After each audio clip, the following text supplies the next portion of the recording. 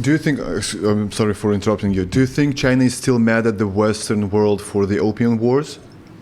They want to retaliate somehow? Yeah. That was an embarrassment, right, for China? It was their century of humiliation. Big time. Yeah, so Britain traded with China for porcelain plates, which we call China. Yes. And Britain would buy it with gold until the British were depleting their gold supply.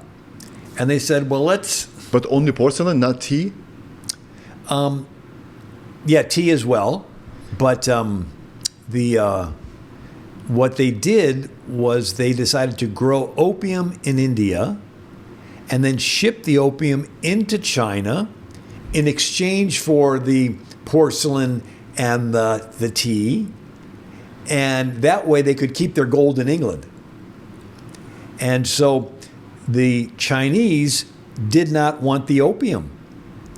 And Crazy people. Pardon? Crazy people. How can you not want heroin? Yeah. Opium, wow. And so the emperor hired somebody as a administrator, and he confiscated all of the opium from the British and burnt it all.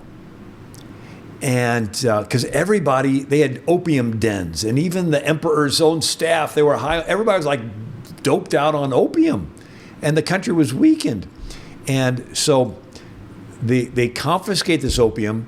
The British go to Queen Victoria and say, hey, the Chinese are taking our stuff, and that they approved the British Navy to come. And the Chinese had a pretty good army, but they didn't have a navy. And the British win, and then it happens a second time, and they win more, and then they force tons and tons and tons of opium into China, and it's called the Century of Humiliation. And the British found a bank in Hong Kong called the Hong Kong Singapore Bank, or HSBC, for drug money laundering, right? Laundering drug money. So they take this opium money, they put it in HSBC Bank. And it was a big deal in the 1980s because HSBC, you'd have Colombian drug lords would sell the drugs, and they would take the boxes of cash and put it into the local HSBC bank. And then you could be in America and you could withdraw the funds, and it would be laundered money.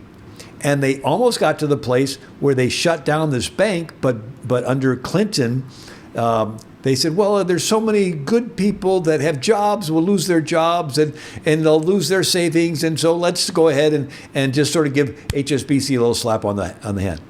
But you can watch the YouTube videos on it. I mean, but you had these globalists that are working the chessboard, but there is a percentage of them that want a global government, and with AI. With all the technology, they feel like it's within their grasp.